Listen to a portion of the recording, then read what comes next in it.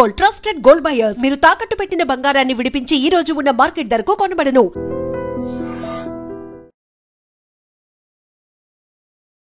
First of all మీకు happy birthday.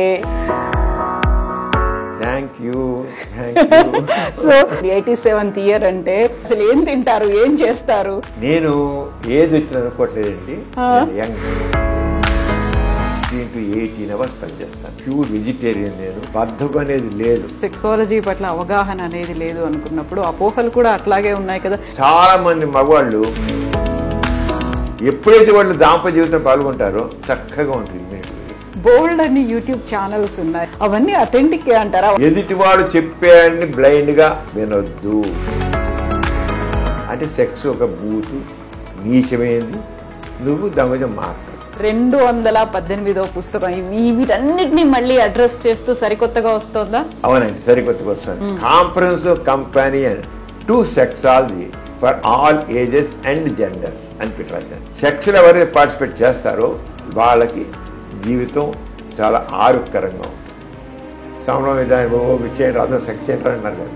No, you do all the things. ఇప్పుడు all genders అన్నారు, including LGBTQ community.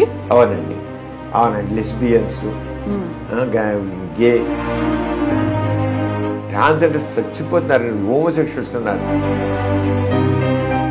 Artificial heart, artificial lung, artificial kidney, artificial liver, artificial pancreas, చివరికి artificial skin, artificial brain కూడా వస్తుంది.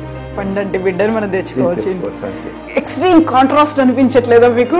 ఒక రకమైన కర్మ సిద్ధాంతం మనకు, మత నమ్మికలు, మతాచారాలు.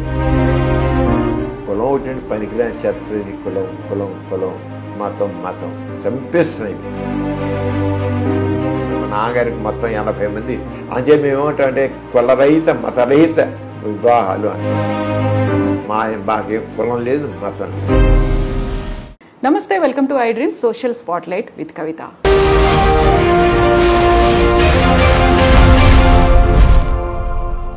ఈరోజు మనతో పాటుగా అస్సలు పరిచయమే అవసరం లేనటువంటి వ్యక్తి మనకు గెస్ట్గా ఉన్నారు. దాదాపుగా 6 దశాబ్దాలుగా సమాజంలో ఉన్నటువంటి రుగ్మతలను దూరం చేస్తూ హేతువాదిగా ఆయన ఇప్పటిదాకా సేవలు అందిస్తూనే ఉన్నారు. ఎట్ ద సేమ్ టైం గత 55 సంవత్సరాలుగా డాక్టర్గా శరీరంలో ఉన్నటువంటి రుగ్మతలు, మానసికంగా ఉన్నటువంటి రుగ్మతలు, వీటన్నిటినీ దూరం చేస్తున్నటువంటి పర్సన్ జూలై 30వ తారీఖున 87వ జన్మదినం జరుపుకోబోతున్నారు డాక్టర్ సమరం గారు. సమరం గారు, నమస్కారం. నమస్తే అండి కవిత గారు. ఫస్ట్ ఆఫ్ ఆల్ మీకు హ్యాపీ బర్త్డే. Thank you.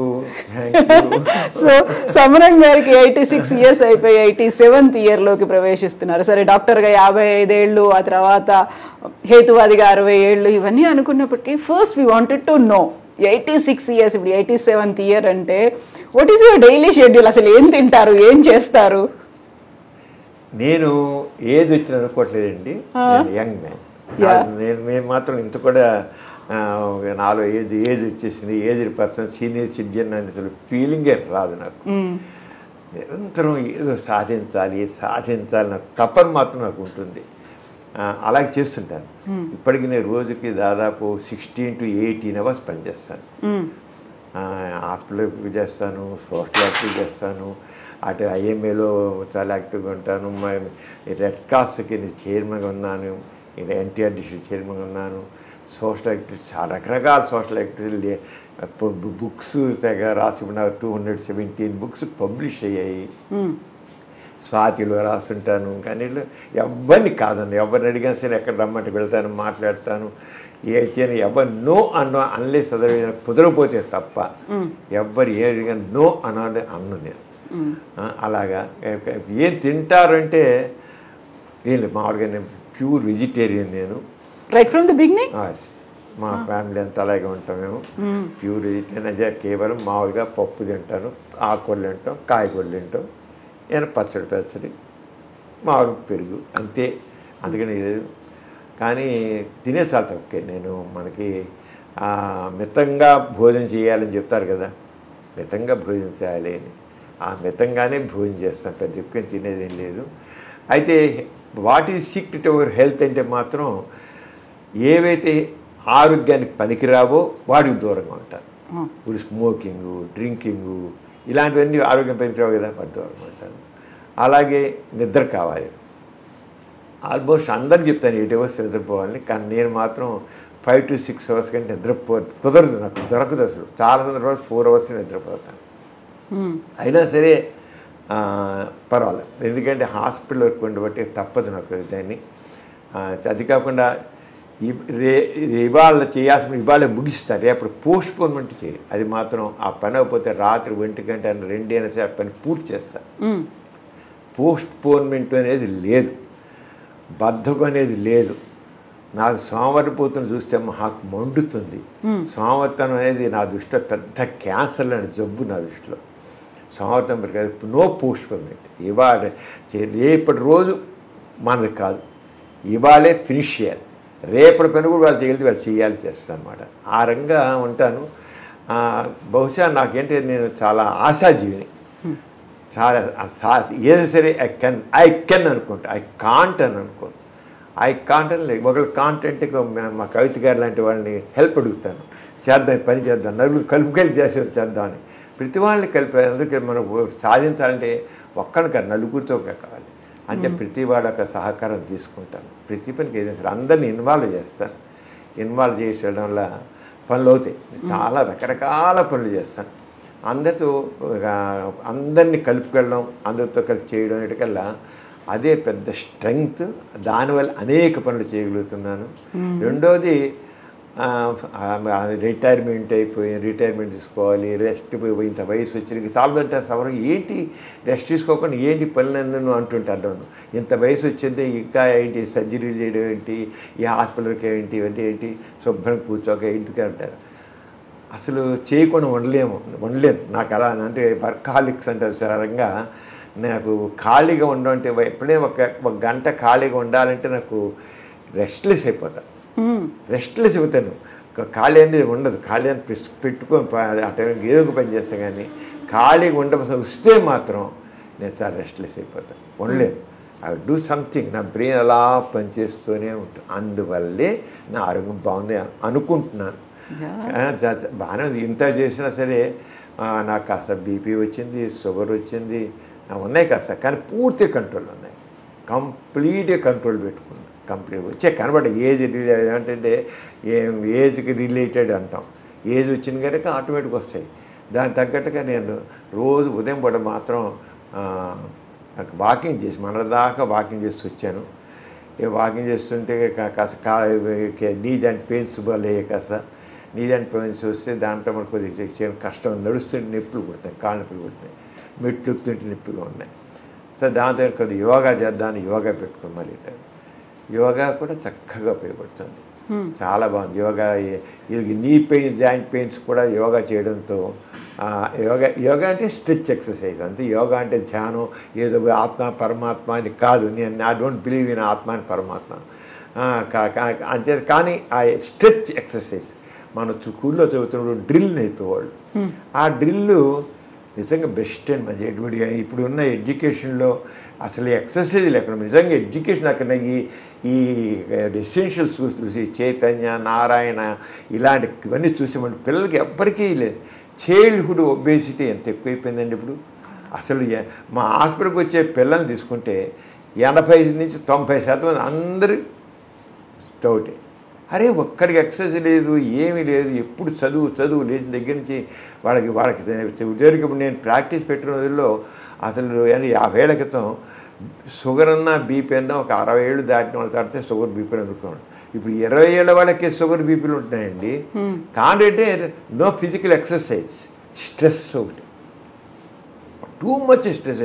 చిన్న పిల్లలకు కూడా స్ట్రెస్ అనే, అసలు ఎల్కేజీ వరకు స్ట్రెస్ అనే, 1వ తరగతి కూడా స్ట్రెస్ అనే. ఆ పాఠాలు రాసుకోవాలి, చేయాలి, హోంవర్క్, అసలు ప్రతి మొదలు చదువు మళ్ళీ స్ట్రెస్తో మళ్ళీ అయిపోతుంది. వాటి ఈ ఎడ్యుకేషన్ సిస్టమ్ మారి తీరాలండి. చాలా భయంకరమైన ఎడ్యుకేషన్ సిస్టమ్ ఇది మాత్రం పనికిరా. ఎందుకు ఊరికే మార్కులు ర్యాంకులు తప్ప మనిషిని వాడు వ్యక్తిత్వ వికాసం మాత్రం ఉండట్లేదు. అంటే నా ఆరోగ్యం బాగుందంటే కారణం అంటే ఆ స్ట్రెస్కి దూరంగా ఉంటాను. ప్రశాంతంగా ఉంటుంది. ఎంత పని చేసేసరి మనసు ప్రశాంతం వస్తుంది. ఒకేసారి 4 పనులు చేయాలంటే ఏకకాలంలో చేయాలంటే అది ఫినిష్ చేయాలి, టైం బౌండ్. ఆ ఫినిష్ చేయాలంటే ఆ స్ట్రెస్ టెంపరీ వస్తుంది, రాకుండా ఎవడు ఉండడు. స్ట్రెస్ లేని మనం పని చేయలేం. మనం స్ట్రెస్ ఉంటేనే ఈ టైం ఇవ్వాలంటేనే అవ్వాలంటేనే మా స్ట్రెస్ ఫీల్ అయితే పని చేస్తాం, లేకపోతే బద్దకై పోస్ట్ పోన్ చేస్తాం, అవ్వదు, ఇలా ఉంటుంది. పని చేయడం స్ట్రెస్ ఉండాల్సిందే, కానీ ఆ స్ట్రెస్ని కంటిన్యూ చేయకూడదు, కట్ చేయగలిగే సామర్థ్యం ఉండాలి. అవన్నీ ఆ స్కిల్స్ని డెవలప్ చేసుకున్నాను. నేను స్ట్రెస్ ప్రశాంతంగా ఉదయం పని చేస్తాను, ఇది ప్రశాంతంగా మాట్లాడుతున్నాను. అవును కదా, స్ట్రెస్ ఎక్కువైపోయింది అనేది, ఒత్తిడిని తట్టుకోలేకపోతున్నాం, ఒక డిప్రెషన్లోకి వెళ్ళిపోతున్నారు, ఆల్మోస్ట్ ఒక సూసైడల్ టెండెన్సీస్ అనేవి కూడా కనిపిస్తున్నాయి కదా. సో ఏం చెప్తారు వాళ్ళకి? వాళ్ళకంతా కలిసి స్ట్రెస్ అని ఎడ్యుకేషన్ సిస్టంలో మాత్రం ఫ్రీగా ఉండాలి. ఒకటి ఒత్తిడి వల్ల హౌ టు ఓవర్కమ్ స్ట్రెస్ అని తెలియాలండి ప్రతి వాళ్ళకి, చాలా అవసరం. ఇప్పుడు సాఫ్ట్వేర్ ఇంజనీర్స్ ఉన్నారు, సాఫ్ట్వేర్ ఇంజనీర్స్కి ఎంత స్ట్రెస్ అండి వాళ్ళకి, చెప్పని స్ట్రెస్. వాళ్ళ పెళ్లి చేసుకుంటారు కానీ వాళ్ళు ఎవరు నా దృష్టిలో ఎవరు కొద్ది మంది ఒక 10%, 20% లైఫ్ ఎంజాయ్ చేస్తున్నారు. తక్కిన 80% వాళ్ళ జీవితాన్ని కోల్పోతున్నారు మన ఖచ్చితంగా. అందుకని మీరు డైవర్స్ తీసుకున్నట్లయితే దాదాపు 80% సాఫ్ట్వేర్ ఇంజనీర్స్ వాళ్ళే ఉంటారు. వాళ్ళు అడ్జస్ట్ కాలేరు కూడాను. పైగా ఈగో కాంప్లెక్స్ కావాల్సింది, ఈగో కాంప్లెక్సెస్. ఒకళ్ళు ఈగోని మాత్రం ఇప్పుడు ఎంత ఉందంటే మనుషుల్లో, ఇంత అంత కాదు, నేను ఎందుకు మాట్లాడాలి, నేను ఎందుకు ఇవ్వాలి అంత. ప్రతి వాళ్ళు నేను నేను నేను తప్ప మనం అనేది బుయ్యం లేదు, అయ్యే ఉంది. అంటే ఇప్పుడు ఈ స్ట్రెస్ని ముఖ్యంగా ఓవర్కమ్ నేర్చుకోవాలి, రిలాక్సేషన్ ఎలా ఉండేది తెలుసుకోవాలి. ఇప్పుడు యోగా డే జరిగింది. 1 month మన ఆంధ్రప్రదేశ్లో అయితే 1 month కంటిన్యూస్గా యోగా చేస్తారు. మా సీఎం గారు చెప్పిన కంటిన్యూస్ 1 month చాలా బెస్ట్ అంటాను నేను. అది కంటిన్యూ చేయాలి. అంటే ప్రతివాళ్ళు జీవితం అప్పుడు ఆ 1 month వాళ్ళు చేసిన వాళ్ళు అది కంటిన్యూ చేస్తేనే బెస్ట్. ఎందుకంటే తప్పకుండా రిలీఫ్ వస్తుంది.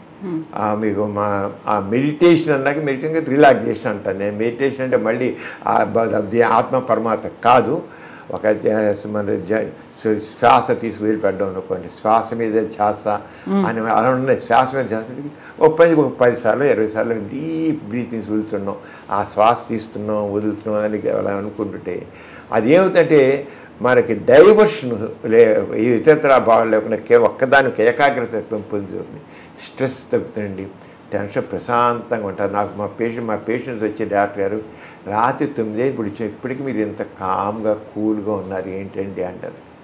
నిజంగా కూల్గా వాళ్ళు ఎప్పుడు వచ్చినా సరే విసుక్కోను కామ్గా కూల్గా అంటే నేను ఆ చేసేటువంటి ఆ రిలాక్సేషన్ థెరపీ నాకు కూల్గా ఉంటుంది. పని స్ట్రెస్ లేకుండా ఉండదు, కానీ స్ట్రెస్ని ఓవర్కమ్ చేస్తాం. అంచేత ప్రతి ఒక్కరు హౌ టు ఓవర్కమ్. అంచేత యోగా అనేది అంటే యోగా అంటే ఇప్పుడు యోగా అనేటికల్లా ఆత్మ పరమాత్మ ధ్యానం ఇవన్నీ అవన్నీ పక్కన పెట్టేసేయండి. స్ట్రెచ్ ఎక్సర్సైజ్, కాన్సన్ట్రేషను, శ్వాస మీద ధ్యాస పెట్టేసే ఆ డైవర్షను అవన్నీ వస్తాయి. అంటే ఈ లైఫ్ స్కిల్స్ కావాలండి మనకి. లైఫ్ స్కిల్స్లో ఇప్పుడు జరుగుతుందంటే మనకు తక్కినన్నీ చదువుతున్నాము, మన గురించి మనం చదవట్లేదు. అది పెద్ద ల్యాకింగ్ ఎడ్యుకేషన్లో మన గురించి. ఇప్పుడు అదే మీకు సెక్షువల్ ప్రాబ్లమ్స్ ఉంటున్నాయి. ఎందుకు సెక్షువల్ మనం బాట్ని చదువుతాం, జువాలజీ చదువుతాం, ర్యాబిట్స్ గురించి, ఎర్త్వామ్స్ గురించి, వాటి గురించి, కాక్రోచ్ల గురించి చదువుతాం, కానీ వాటిని జంతువులన్నిటి గురించి చదువుతాం, కానీ మన గురించి మనం చదువుతాం మనకి జీరో. ఎంత పిల్లలు ఎలా పుడతారో కూడా తెలియని మనుషులు ఇప్పటికీ ఎలాల్సిన బాయ్స్ అండ్ గర్ల్స్ ఉన్నారు. ఎలా పిల్లలు పుడతారు అని తెలియదు. అసలు అంత ఇదిగా ఇగ్నోర్ చేసి ఏంటి పని. అంచేత మన గురించి మనకి తెలుసుకోవాలి. వాళ్ళు మామూలుగా ఫిలాసఫీ స్పిరిచువాలిటీలో నీ గురించి నువ్వు తెలుసుకో అంటారు. తెలుసుకోవడం కాదు మనకి, అది అనవసరం. ఆ స్పిరిచువాలిటీ నీ గురించి తెలుసుకునేది వేస్ట్. సరే మనిషిని అనవసరం పనికి రాకుండా చేసి ఏదో ఆత్మజ్ఞానం మోక్షాలు ఇవన్నీ పనికిరావు. కానీ నువ్వు ఎలాగ మంచి మనిషిగా నువ్వు ఉండగలుగుతావు, నువ్వు హ్యాపీగా ఎలా ఉండగలుగుతావు, నువ్వు సుఖంగా ఎలా ఉండగలుగుతావు, సంతోషంగా సుఖంగా నువ్వు ఉండాలంటే ఎదుటి వాళ్ళతో చక్కగా కలిసి నీలో ఈగో లేకుండా ఉండాలి, అందరూ కలిసి పనిచేయాలి, విషయ జ్ఞానం చేసుకోవాలి. అంచేత అలాగే వాళ్ళ ఏ రకం హెల్త్ని అంటే ఆరోగ్యం ఎలా చూసుకోవాలి, ఆర్థిక పరిస్థితి ఎలా చేయాలి, వర్క్ సంబంధించింది ఎలా చేసుకోవాలి, ఇవన్నీ తెలుసుకుంటే మన జీవితంలో సక్సెస్ అవుతాం. అందుకంటే నేను అందరికీ తెలుసు విషయాలు, కానీ విచిత్రం ఏంటంటే అందరికీ అన్నీ తెలుసు కానీ పాటించరు. అన్నీ తెలుసు, తెలియదు ఎవరికి అన్నీ తెలుసు కానీ పాటించరు. అది పాఠం జీవితాన్ని. ఆ డిసిప్లిన్ కాదు, మనం పనికిరాని టీవీలో సీరియల్స్, పనికిరా అత్తాకోడల గొడవలు, ఆ ఈషు ద్వేషాలు, అసూయలు, కుట్రలు చూడడానికి టైం పెడతాం. కానీ అరే మీ గురించి మీరు తెలుసుకోవడానికి టైం ఎందుకు పెట్టరు?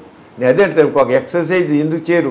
కొంచెం ఇంట్లో చేయండి, బయటకు ఇంట్లో కూర్చొని యోగా చేయండి, కాస్త ఎక్సర్సైజ్ ఇంట్లో ఆ గది చాలు, ఆ గదిలోనే చేతులు కాళ్ళు ఊపండి, కాస్త కాళ్ళు ఊపండి. ఇవన్నీ మొత్తం స్ట్రెచ్చింగ్ నొప్పులు లేకుండా పోతాయి. ప్రతి వాళ్ళు చూసుకుంటే నా మెడ నొప్పండి, నడుము నొప్పండి, కాళ్ళు నొప్పులండి, ఈ కండాలు నొప్పులండి, ఏంటి మీ ఆకలి వచ్చేవాళ్ళు అందరూ చూస్తారు. నాకు నిజంగా సార్ ప్రతి వాళ్ళకి నీకు ఈ వీళ్ళకి కేవలం 2 రోజులకి 3 రోజులు సార్ ఎక్సర్సైజ్ చేయని చెప్తాను. నేను ప్రతి వాళ్ళు చెప్తాను వేసుకోవద్దు, లేనిపోయిన సైడ్ ఎఫెక్ట్స్ వస్తాయి, అన్న కడుపులో మంట పుడుతూ ఇంకోటి అవుతుంది. ఎందుకు ముందు ఎక్సర్సైజ్ వాళ్ళకి నచ్చుతుంది. కొన్ని విషయం అన్ని తినాలి, నోటి జీవచాపల్యం, అలా షుగర్ ఉంటుంది, షుగర్ కంట్రోల్ చేయండి, డైట్ కంట్రోల్ చేయాలి.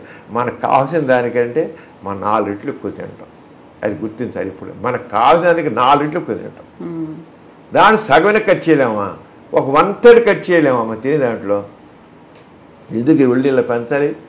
దేనికో దానివల్ల బీపీలు, షుగర్లు, కొలెస్ట్రాల్ రావడానికేను. ఇప్పుడు థైరాయిడ్ ప్రాబ్లం ఎంత అయిపోయింది, చాలా ఎక్కువ అయిపోయింది థైరాయిడ్ ప్రాబ్లం కూడా మన డైట్లో సరిగ్గా లేకపోవడం వల్ల. అంటే ఇవన్నీ చెప్పడానికి డాక్టర్గా నాకు చెప్పడానికి అర్హత ఉంది, చెబుతున్నాను. కానీ మనం అంటే నేను చెప్పాను, మన గురించి మనం తెలుసుకోవట్లేదు. అది నేను చెప్పేది. Know about your self.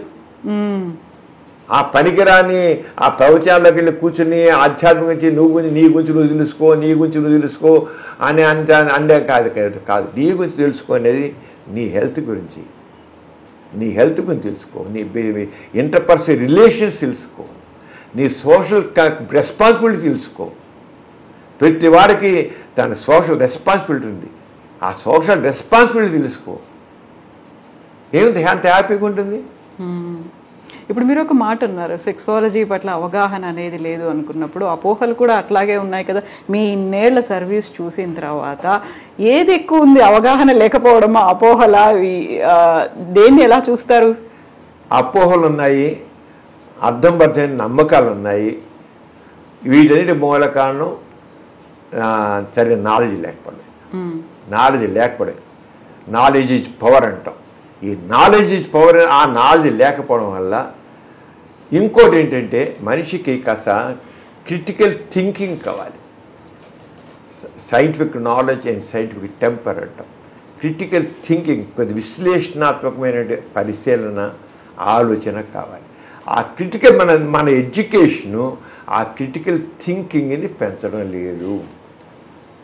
ఆ క్రిటికల్ చిన్నప్పటి నుంచి ఎందుకు, ఏమిటి, ఎలా అని. అది ఇప్పుడు చాలామంది మగవాళ్ళు హస్తమయం చేస్తే వీక్ అయిపోతాం, దాంపత్య జీవితం పనికిరాం అనుకుంటారు.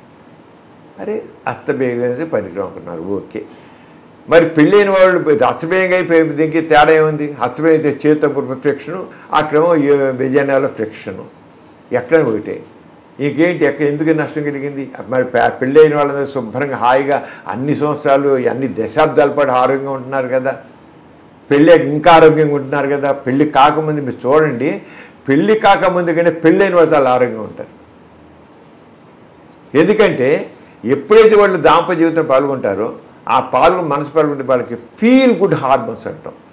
డాపమైన్ రిలీజ్ అవుతుంది, సెరోటోనిన్ రిలీజ్ అవుతుంది, దానివల్ల టెన్షన్స్ అవుతాయి, ఆక్సిజన్ మనుషులు ఒక రకమైన దగ్గర వారికి పురుగుంది, ఎండార్ఫిన్స్ వస్తాయి, మనిషి ఇమ్యూనిటీ పెరుగుతుంది, చక్కగా ఉంటుంది ఇమ్యూనిటీ పెరిగి. అంతే మనిషి ఆరోగ్యంగా జరుగుతుంది. దాంతో ఇంట్లో ఒక టైం భోజనం చేయడం ఉంటాయి, చిన్న వాళ్ళు టైం భోజనం చేయడానికి సరిగ్గా ఉండరు, చదువుకున్న రోజుల్లో స్ట్రెస్ ఉంది. అంచేత ఈ సెక్సాలజీ దాంట్లో ఎందుకు, ఏమిటి, ఇప్పుడు చాలా ఏమనుకుంటారంటే ఒక వీరి బొట్టు 60 రక్త బొట్టులతో సమానము అని ఒకటంటే, ఇంకోటి ఒక వీరి బొట్టు 100 రక్త బొట్టులతో సమానం అంటాడు. అరే ఇచ్చాడు వీర్యం సెమెన్, దానికి ఏమి విలువ లేదు. ఎప్పుడు ఇప్పుడు ఆ ప్రాచీన గ్రంథాల్లో రాసి ఉండొచ్చు, ప్రాచీన గ్రంథాల్లో అప్పుడు ఉన్న అవగాహన పెట్టి రాసే వాళ్ళని అనొద్దు మనం. వాళ్ళు ఆ రోజుల్లో రాశారు. కానీ సైన్స్ ఇది అడ్వాన్స్ అయిపోయి కూడా ఇప్పటికే పట్టుకుని వేలాడడం అంటే మన మూర్ఖత్వానికి కాకపోతే ఇంకేం తెలియజేస్తుందండి? సైంటిఫిక్ థింకింగ్ నిజమేనా? 100 రక్తబొట్లతో సమానం, లేదు 100 రక్తబొట్లు కలిసి ఒక వీరి బొట్టు తయారవుతుంటే ఇంకా పైగా ఏం చెప్తారు వాళ్ళు?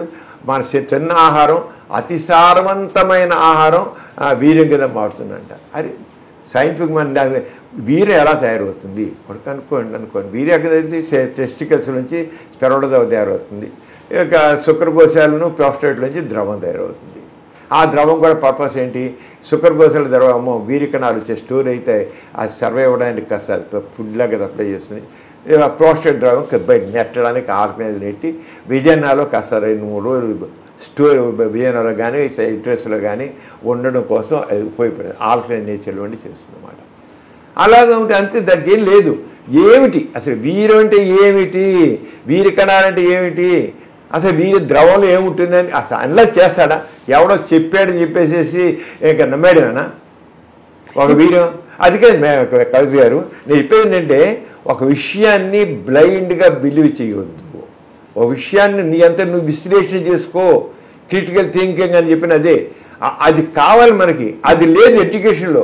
నువ్వు బ్లైండ్గా నమ్మొద్దు. సైన్స్లో ఏది మనం చదువుతాం, ఫిజిక్స్ అంటే మన సైన్స్ ప్రతిసాన్ని ల్యాబొరేటరీలో టెస్ట్ చేస్తాం లేదా? ఒకటి చెప్పిన ఊరుకుంటున్నాం, మనం టెస్ట్ చేస్తున్నాం. మనం ఒక రకంగా ప్రతి ఒక్క వ్యక్తి కూడా జీవితంలో సైంటిస్ట్ లాగా మారాలి. మారినప్పుడు వాడు ప్రతి ఏళ్ళ సోషల్ ఇష్యూస్ కావచ్చు, ఏ విషయం సరే ఎనలిటికల్గా క్రిటికల్గా థింకింగ్తో వాడు ఉంటే వాడు చక్కగా ఉంటాడు. అంచేత సెక్షువల్ ప్రాబ్లమ్స్ విషయంలో తీసుకున్నట్లయితే చాలామంది ఇప్పటికీ హస్తమయం చేస్తే మనిషి పాడైపోతాడు, వీరి నష్టం అయితే మనిషి వీక్ అయిపోతాడు. నథింగ్.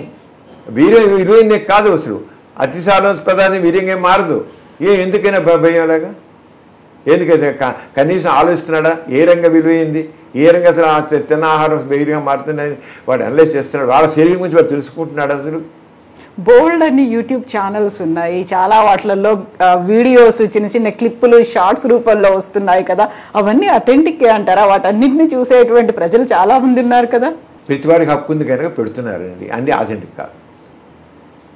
యూట్యూబ్లో వచ్చేవన్నీ అథెంటిక్ అనుకుంటే ఇంకా అర్థం లేదు. ప్రతి వాళ్ళు ఇష్టం పెడ చాలా లేని పేరు కల్పితాలు పెట్టుకుంటున్నారు. యూట్యూబ్లో పెట్టేవంతా కావాల్సిన అంటే వాడికి కావాల్సిన వ్యూస్, ఆ వ్యూస్ పెట్టి ఎందుకు కూర్చుంటే ఒక యూట్యూబ్ వాడు డబ్బులు ఇస్తాడని దానికోసం ఏదో సెన్సేషన్కి పెట్టడం, ఆ రంగా చేయడం ఉంటుంది. అంత కాదు. నేను అవన్నీ పక్కన పెట్టి యూట్యూబ్లో ఏం పెట్టారో నేను మాట్లాడను. నేను కోరేది ఏంటంటే మనిషిని తన మట్టుకు తాను ఆరాధించాలి. నువ్వు ఒట్టి వెధవ అంటే వాడు ఊరుకుంటాడా? ఒక సన్నాసి అంటే వాడు ఊరుకుంటాడు ఒకడు? ఆయన నేను సన్నాసినండి అని ఆలోచిస్తాడు. నీకు బుర్ర లేదునంటే వాడు ఊరుకుంటాడా? ఊరుకోడు. నేను బుర్రలేకపోవడం ఏంటని ఒక నిమిషం వాడు బుర్రలేదన్నా సరే ఊరుకుంటాడు. ఊరుకో అని కాదు, వాడు అనలైజ్ చేసుకుంటాడు. కానీ నేను బుర్రలేకపోవడం నా బుర్రలేకపోవడం ఏంటంటాడు. వెధం అంటే వెధండి ఆరంగానే. ఈ రంగానికి వీర్యం ఎంతో విలువైంది, నువ్వు కోల్పోతున్నా అంటే వీర్యం అంటే ఎక్కడే ఎలా అయింది అని ఆ అనలిటికల్ ఎప్పుడు చేయదు అని చెప్పేది. అనలిటికల్ ఎప్పుడు కావాలి. అది మన ఎడ్యుకేషన్ లాకింగ్. ఆ క్రిటికల్ థింకింగ్ అనేది లేదు. సైంటిఫిక్ నాలెడ్జ్, సైంటిఫిక్ టెంపర్ అనేది నేను చెప్తాను. శాస్త్ర విజ్ఞానం, శాస్త్ర దృక్పథం, అది దేంట్లో సరే ఏ యాంగిల్ సరే. సైన్స్ గురించి నేను మాట్లాడట్లా. సైన్స్ అవసరం లేదు. పాలిటిక్స్ గురించి కావచ్చు, సోషల్ సైన్స్ కావచ్చు, ఆర్ట్స్ కావచ్చు, ఏది సరే. ఎదుటివాడు చెప్పాడని బ్లైండ్గా వినొద్దు.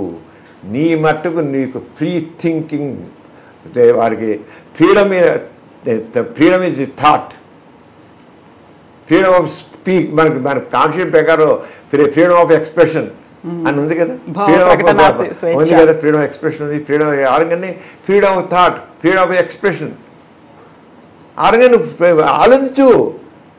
మన దాన్ని తీసుకొచ్చి ఆలోచన ఎంతవరకు కరెక్టు నేను చెప్పాల్సిన జనం చెప్పేది అదే చెప్తాను. యూత్ని కానీ కొన్ని వందల కాలేజీలో మాట్లాడే యూత్ ఇలాగే అప్లై చేస్తాను. మీరు ఆలోచించండి, బ్లైండ్గా నమ్మొద్దు. నేను ఎలాగనేవండి నాకు వచ్చి ప్రశ్న ఏది సక్సెస్ చాలా కొన్ని వందల కాలేజీలో మాట్లాడిన సెక్షన్ వాడిది చివరికి చెప్తాను, ఒక్కొక్క కాలేజీలో 2 గంటలు 3 గంటలు 4 గంటలు కూడా మాట్లాడిన రోజులు ఉన్నాయి. వరుస గంట కంటిన్యూ 4 hours అలాగే వింటారు. వాళ్ళ గురించి వాళ్ళు చెప్తే వెనకేం చేస్తారు, చెప్పేవాళ్ళు లేడు. పనికిరాని చెత్త చెప్పేవాళ్ళు ఉన్నారు కానీ సరిగ్గా నీ ఒక నాలెడ్జ్ సైంటిఫిక్గా చెప్పేవాళ్ళు కాదు. అది ఉన్నారు అంటే ఎక్కువ మంది లేదు చెప్పేది. ఆ సైంటిఫిక్ నాలెడ్జ్ని మనం దాన్ని స్ప్రెడ్ చేయాలి మనం. అంచేత ఇప్పుడు చాలామంది ఇప్పుడు ఈ సెక్స్ గురించి అపోహలు మీరు ఎక్కువ ఉన్నాయా ఏమిటి అని అంటే అపోహలు ఎక్కువ ఉన్నాయి. కానీ అంటే మనం ఆలోచించండి కనుక నాలెడ్జ్ చేయాలి. దానికోసమే నేను చదువుకున్న రోజుల్లోనే ఒకసారి మా ప్రొఫెసర్ గారు వచ్చారు, ఎంఎంఎల్. ఆయన కొంచెం లేట్గా వచ్చారు క్లాస్కి, బెడ్ సైడ్ క్లినిక్స్ ఉన్నప్పుడు. నేను లేట్గా ఎందుకు వచ్చానో తెలుసా అన్నారు. ఏదో మీకు ఎమర్జెన్సీ కేసు ఏదో ఇచ్చి ఉంటుంది, ఏం చేతి రాలేదని ఏదో అన్నాం మేము. కాదు, నా దగ్గరకు ఒక ఐఏఎస్ ఆఫీసర్ వచ్చాడు, వాడికి పెళ్ళి కాబోతుందంట. వాడు ఐఏఎస్ వాడు, ర్యాంక్ హోల్డరు. వాడు వచ్చి నాకు పెళ్ళి కాబోతుంది, నేను నాకు హస్తబెంచి వారు ఎక్కువ చేశాను ఇంతకుముందు, వీర్యం కూడా చాలా మానేశాను, అయినా వీర్యం పోయింది, చాలా వీర్యం పోయింది, నేను ఇప్పుడు పెళ్ళికి పనికొస్తానా రానా అని కనుక్కోవడానికి వచ్చాను అని అన్నట్ట. ఆ ప్రొఫెసర్ అన్నాడు అని చెప్పి రిచర్డ్ సిమెన్, నా ఇప్పుడుగా వర్డ్ జబ్బుల్లో రిచర్డ్ సిమెన్, వాడు ఐఏఎస్ పాస్ అయ్యాడు, ర్యాంక్ హోల్డర్. తనకి ఆ వీర్యం గురించి అవగాహన లేదు వాడికి. వాడు ఐఏఎస్లో ర్యాంక్ హోల్డరు, వీర్యం ఏంటి ఏముంది దాంట్లోనూ కనీసం ఆలోచించాడా, ఎందుకు వాడికి ఐఏఎస్ అని ఆయన చేశారు. ఆ రోజు చెప్పి మీరందరూ ఇలాంటివన్నీ జీవితంలో ఇలాంటివి ఎన్నో వస్తాయి, ఇవన్నీ ఎన్లైజ్ చేయండి అని ఆయన చెప్పారు.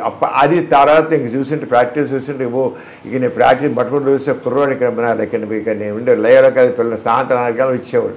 వచ్చి కూర్చి నేను కాస్త యూత్తో చాలా క్లోజ్గా ఉంటాను. వచ్చి ప్రతివాడు మళ్ళీ ఇంతే, వాడి అంగపైన చిన్నగా ఉంది, లేకపోతే నాకు అంగం నెగుతుంది, పనికోసం పరిగణ హస్తమేం చేశాను, వీర్యం పోతుంది, స్వప్న స్కలనాలు, ఇవే ప్రశ్నలు.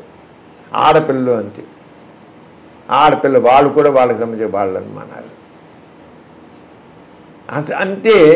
కారణం ఏంటంటే మన ఎడ్యుకేషన్ వచ్చేసి అంటే సెక్స్ ఎడ్యుకేషన్.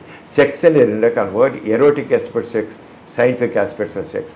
ఎరోటిక్ ఊరికే శృంగార వర్ణనలు రెచ్చగొట్టేవన్నీ ఉంటాయి, అవన్నీ వేరే.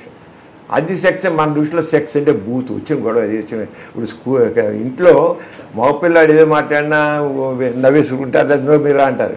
ఆడపిల్ల ఏమైనా కాస్త సెక్స్ పుస్తకం చదువుతున్నా లేకపోతే ఇంకోటి సెక్స్ ఊరు మాట జోక్ చేసినా సరే బుద్ధి లేదు. ఆడపిల్ల మీద సెక్స్ మాట్లాడతావా అని మొహం పైలేడు లంపకాయ కుట్టేట్లు మాట్లాడతారు. తల్లే మీకు బుద్ధి ఉందా, సిగ్గుందా నీకు? ఆడపిల్ల ఉండి నువ్వు సెక్స్ మాట్లాడతావా నువ్వు అంటే సెక్స్ ఒక బూతు నీచమైంది, నువ్వు దాని మీద మాట్లాడు. అందుకని ఆడపిల్లలందరూ ఇప్పుడు లేడీస్ పెళ్ళిళ్ళైనా ఎంజాయ్ చేయటం లైఫ్ని.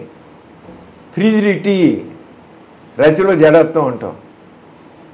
వాడు కేవలం మగవాడు ఎంజాయ్మెంట్ కోసం అని కావన్నారు. మనం ఒక ఆమె గుర్తుండొచ్చు, ఏమంటే మా స్నేహితురాలు చెప్తుంది చాలా బాగా ఎంజాయ్ చేస్తున్నాను. నాకే లేదు, కానీ నేను చివరికి ఆడదనేది కేవలం మగవాడికి ఎంజాయ్మెంట్ ఇవ్వడం కోసమైనా ఆడదని ఎత్తుడొచ్చింది. మగవాడికి ఎంజాయ్మెంట్ ఇవ్వడం కోసమైనా ఆడదాన్ని బతుకొని అడిగాడు. అంటే మనం ఎందుకని బ్రాటప్ అంతా మైండ్ సెట్ అంతా అలాగే డెవలప్ అయింది. ఇలాంటివి మనం ఎడ్యుకేట్ అంటే నాలెడ్జ్ ఈజ్ పవర్ అన్న వర్డ్ అది. ఆ ఎడ్యుకేట్ చేస్తేనే అవుతుంది. సెక్స్ గురించి ఎన్నో అయితే పూర్వకాలం కంటే ఇప్పుడు చాలా మార్పు వచ్చింది. నేను ఒక 50 సంవత్సరాలు 1954లో అప్పుడు 1974లో ఈనాడు పేపర్ వైజాగ్లో మొదలైనప్పుడు 74 ఆగస్టు 10 ఇప్పుడు మొదలైంది. ఆగస్టు 13 నుంచి రామోజీరావు గారు నా చేత రాజసమరం అప్పుడు రేడియో స్టేషన్లో విజయవాడ రేడియో స్టేషన్ నుంచి సెక్స్ గురించి కొన్ని అపోహలను టాక్ ఇచ్చాను నేను. ఇస్తే చెప్పలేని లెటర్స్ వచ్చి కొన్ని 1000 ఉత్తరాలు వచ్చే వాళ్ళకి ఎప్పుడు ఏనాడు ఏ టాక్ అని రాలేట. అప్పుడు మొదటిసారి కదా ఇచ్చారు, వాళ్ళే ఇచ్చారు సెక్షన్ చిన్నప్పుడు. ఎందుకంటే చూసి పేషెంట్లందరూ చూసి నాకు వీళ్ళు ఎడ్యుకేషన్ లాభం లేని రేడియోలో ఇచ్చాను తగ్గలేదు. అప్పుడు రామోజీరావు విని నాకు ఫోన్ చేసి సమరం ఇది నాది ఈనాడు మళ్ళీ పెడుతున్నాను, నేను వేజాగించి నువ్వు రాయాలి, దాంట్లోను సెక్స్ సైన్స్ అని హెడ్డింగ్ పెడుతున్నాను, నువ్వు దాంట్లో రాయన్నారు. నాకు పెద్ద నేనేమి దాంట్లో పెద్ద ఎక్స్పర్ట్ ఏం కాదండి, కొద్దిగా నాలుగు చెప్పి కాదు రాయి, నువ్వు రాయగలవు, చేయి ముందు నీకు నువ్వు చేస్తున్న ఆటోమేటిక్గా నీకే అందరూ తెలిసి నాలెడ్జ్ చదువుతుంది చేయని పెట్టి నాకు రాయించాను. 7 సంవత్సరాల పాటు ఈనాడు పేపర్లు వరుసగా రాశాను. చెప్పలేని రెస్పాన్స్. చాలా స్వాతి పేపరు, స్వాతి వీక్లు ఇప్పటికి వస్తుంది, 48 స్వాతిలో వస్తున్న వరుసగా. ఇవన్నీ ఏంటంటే ఎందుకు ఇంత అంటే ఇప్పుడు స్వాతి బలరాం రెండు సమరం స్వాతి పేపర్ ఉన్నంతకాలం రాస్తూనే ఉంటాం అంతే, ఆ పని లేదు, రాస్తూ ఉండాల్సిందే అంట. ఎందుకని ఈ నాలెడ్జ్ అంటే కొంతమంది డేర్ చేయట్లేదు, డేర్ చేయాలి నాలెడ్జ్ మనకి. ఎందుకంటే మనకి ఏది కావాలో అది మనం పొందట్లేదు. అంచేత కవిత గారు అంచేత దీన్ని బూత్గా కాకుండా లైఫ్ ఫిలాసఫీగా తీసుకోవాలి, సెక్స్ ఎడ్యుకేషన్ లైఫ్ ఫిలాసఫీ తీసుకోవాలి. తీసుకుంటే దాని ద్వారా మనం చాలా అంటే సెక్స్ గురించే తెలుసుకోని కానీ ఇప్పుడు నేను చెప్పిన సమాజం గురించి అంత అవగాహన చేసుకొని చెబుతున్నాను, సామాజిక సమస్యల గురించి చేసుకొని చెబుతున్నాను.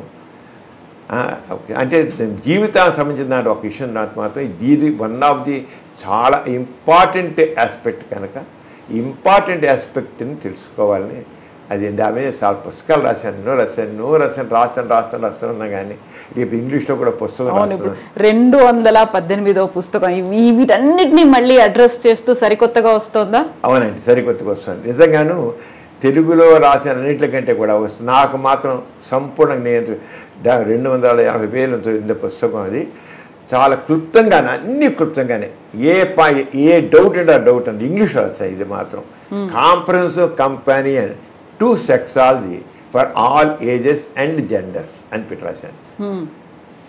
మనతో పాటు ఉండేది అది సెక్సాలజీ, మనతో ఉండాల్సింది. Comprehensive companion to sexology for all ages, అది పుట్టి చిన్న పిల్లల నుంచి పెద్దవాళ్ళ వరకు. మనం ముసలివాళ్ళకి ఎందుకురా అని అంటాం, అరే పెద్దవాళ్ళకు కూడా ఉంటుంది సార్. ఇప్పుడు 56 ఏళ్ళు వస్తాయి, కాకపోతే 60, 70 ఏళ్ళు వచ్చాయి, 80 ఏళ్ళు వచ్చినా సరే సెక్స్ ఉంటుంది. వాళ్ళు ఎంజాయ్ చేస్తే మంచిది వాళ్ళకి యాక్చువల్గా. అంతే, పని దూరంగా ఉండడానికి కాదు, దూరంగా ఉండాల్సిన పని లేదు, ఉండకూడదు కూడా.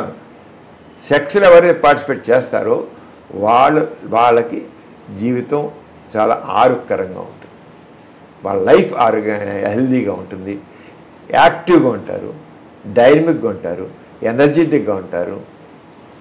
అంచేత సెక్స్ అయితే అందరూ చాలా ఉండడానికి అని చెప్పి అది లైఫ్లో ఏదైతే ముఖ్యమో దాన్ని నెగ్లెక్ట్ చేయమని చెప్తున్నాను. అదే లైఫ్ అదే చేయమని పెట్టుకుని నేను చెప్పట్లేదు, అది మరి అదే సమరం విధానం చేయండి అందరూ సెక్స్ చేయండి అంటున్నారు కదా. No, you do all the things. But ఏదైతే పనికిరాదు అబెండెంట్ అని అంటున్నారో అది కాదు. దాన్ని మాత్రం దాని యొక్క ఇంపార్టెన్స్ కూడా, మరి ఆకలిస్తే అన్నం తినట్లేదా, దాహం వేస్తే నీరు తాగట్లేదా, అలాగే సెక్షువల్ దానికి కూడా అలాగే నీరు. ఇప్పుడు ఆల్ జెండర్స్ అన్నారు, ఇంక్లూడింగ్ LGBTQ కమ్యూనిటీ. అవునండి, lesbians, gay and homosexuals, LGBTs, bisexuals,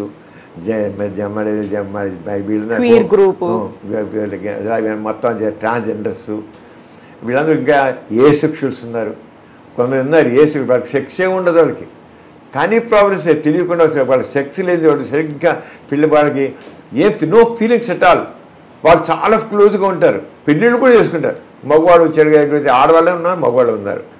touch చేయకంట, అది మాత్రం ముట్టుకో. చాలా ఫ్రెండ్లీగా ఉంటారు, నన్ను మాత్రం టచ్ చేయి.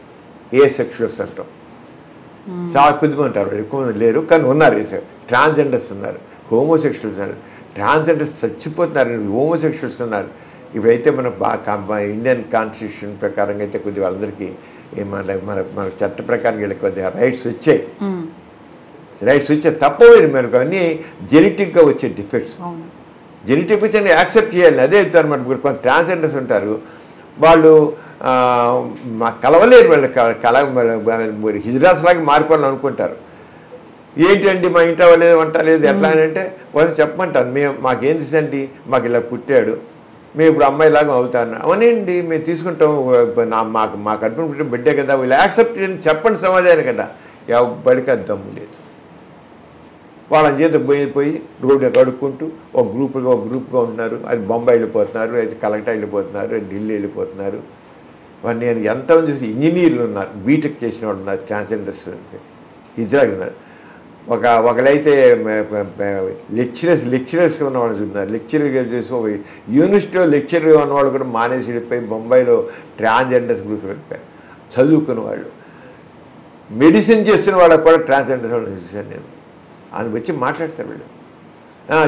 ఎంతమంది రకరకాల ఎంఏ చేసి ఎంఎస్సి పోస్ట్ గ్రాడ్యుయేషన్ చేసి అలా చేసి జాబ్ చేస్తున్న వాళ్ళు ట్రాన్స్జెండర్స్ ఫీలింగ్స్ చచ్చిపోతున్నారు. వాళ్ళు సూసైడ్ చేసుకోవాలి, ఇంకేం లేదని నేను సూసైడ్ చేసుకుంటాను. కొన్ని సూసైడ్స్ అలాంటివి సొసైటీ యాక్సెప్ట్ చేయలేదు. కానీ మీరు ఎప్పుడైతే మనకి చట్టం కూడా ఇచ్చింది దాని ప్రకారం కొంతమందికి చాలా ధైర్యంగా మాట్లాడుతున్నారు. మేము హోమోసెక్షువల్స్ని, మేము ట్రాన్స్జెండర్స్ని, మేము గే ఇలా చెప్పేసుకున్నారు వాళ్ళు. అలా ఉంటేనే అలా రావాలి. వీళ్ళు చేసే తప్పు కాదండి అది. వాళ్ళు తప్పండి. ఇప్పుడు జైళ్ళలో ఉంటారు వాళ్ళు, అప్పుడు వాళ్ళకి ఆరంగా సెక్స్ కోసం హోమోసెక్షువల్గా ఉంటారు. షిప్స్ మీద 6 నెలల పాటు ఉంటారు, అక్కడ అవుతారు. మళ్ళీ మామూలుగా అయిపోతారు. వాళ్ళందరూ బైసెక్షువల్గా ఉంటారు, ఇటు ఉంటారు అటు ఉంటారు. వాళ్ళు సైన్యంలో ఉంటారు, వాళ్ళు కూడా చాలామంది ఉన్నారు. సైన్యంలో ఎంతమంది హోమోసెక్షువల్స్ అంటారు. వాళ్ళు నీడ్ ప్రకారంగా అవుతున్నారు, సెక్స్ నీడ్ కింద అవుతున్నారు. నిజంగా కాదు, కానీ నిజంగా ఉన్నవాళ్ళు ఉన్నారు. వాళ్ళకి మాత్రం మనం తప్పకుండా ఆలోచించాలి, ఎందుకని తెలుసుకోవాలి. అదంతా జెనెటిక్ డిఫెక్ట్ మనం ఇంక జెనెటిక్ ఇంజనీరింగ్ వచ్చాక డెవలప్ అవుతుంది. జెనెటిక్ ఇంజనీరింగ్ డెవలప్ కాకపోతే అవుతుంది. అప్పుడు ఏ హార్మో ఏది జీన్ దానికి కారణం తెలిస్తే ఆ జీన్ తీసేయడం లేకపోతే ఇంకొకరిగా చేయడం జీన్ తీసే స్థితి కూడా రావచ్చు. జీన్ తీసి ఆ ఫీలింగ్స్ పోతాయి. ఇంకా జెనెటిక్ ఇంజనీరింగ్ అడ్వాన్స్ అయిపోయాక కావాలంటే జీన్ తీయించేసుకునే పరిస్థితి రావచ్చు. ఈ మధ్యన వెరీ రీసెంట్ గా డిస్లెక్సియాకి చేసినట్టున్నారు కదా. అంచేత ఆ జీన్స్ ప్రకారం దొరుకుతాయి కనుక జీన్ తీసుకుని చాలా మనకి జైల్లో ఇరుక్కున్న వేల జీన్స్ ఉన్నాయి. మనకు తెలిసిన కొద్దిపాటి గురించే తెలుసుకోవాల్సిన చాలా ఉన్నాయి. ఏ జీన్ ఎందుకు ఎలా పనిచేసి తెలిసి దాన్ని బట్టి మనం చేసుకోవచ్చు అన్నమాట. అంచేత సైన్స్ చాలా డెవలప్ అవుతుంది, అడ్వాన్స్ అయిపోతుంది సైన్స్. అందులో జెనెటిక్ ఇంజనీరింగ్ అసలు చెప్పలేరు. 4 రోజులు అయ్యాక ఆర్టిఫిషియల్ ఊంబ్ వస్తుంది. ఇప్పుడు జపాన్లోను అక్కడ 2-3-4 కంట్రీల్లో ఆర్టిఫిషియల్ ఊంబ్ చేస్తున్నారు. తల్లి ఇక తన గర్భంలో బిడ్డని మోయిన అవసరం లేదు. ఒక ఎవరైనా ఎంప్లాయీ ఉంది, ఖాళీ పిల్లలకి ఒక బిడ్డతో ఎందుకు ఆపుకుంటున్నారు చాలామంది. వాళ్ళు దే కాంట్ ఎఫర్డ్, టైం పెట్టలేరు వాళ్ళు పిల్లలు పెంపకానికి. దానికి ఏం చేస్తారు, ఇప్పుడు ఏం చేస్తారంటే ఆర్టిఫిషియల్ మీద చేస్తారు. ఇప్పుడు ఆల్రెడీ ఐవీఎఫ్ మేము చూస్తున్నాం. మగవాడిని ఒక బీరికణం ఆడవాళ్ళకి ఎగ్గు తీసుకుని కలిపేసి బయటే పెంచి చివరికి యుట్రస్లు పెడుతున్నారు. అదే రేపు ఏం చేయబోతున్నారంటే ఇప్పుడు ఆర్టిఫిషియల్ రూమ్లో బయటే చేసి టెస్ట్ ట్యూబ్ బేబులను పెంచి తర్వాత ఆర్టిఫిషియల్ రూమ్లో పెట్టి ఇప్పుడు దానికి చాలా ఆర్టిఫిషియల్ రూమ్ చాలా డిజైన్ రకరకాల డిజైన్స్. మేము ఇప్పుడు ఇక అడ్వాన్స్డ్ హెల్త్ సైన్స్ ఎగ్జిబిషన్ ఒకటి పెట్టాను నేను అక్కడ మా దగ్గర. దాంట్లో ఈ ఆర్టిఫిషియల్ రూమ్ అంటే ఎలా పనిచేస్తుంది ఏంటి, దానికి ఏ రకంగా బ్లడ్ ఎలా సప్లై, ఆక్సిజన్ ఎలా సప్లై, యామినేట్ ఫ్లూయిడ్ ఎలా సప్లై, వేస్ట్ పర్స్ ఎలా జరుగుతాయి, బ్లడ్ ఎందుకు ఆ రకంగా పెట్టాను చెప్పడానికి నేను తెలియాలి. ఎటువంటి కొంతకాలం పోయాక మాకు ఏదైనా కావాలి బజార్లో వస్తువులు కొనుక్కలుగా artificial heart, artificial lung, artificial kidney, artificial liver, artificial pancreas, చివరికి ఆర్టిఫిషియల్ స్కిన్, ఆర్టిఫిషియల్ బ్రెయిన్ కూడా వస్తుంది.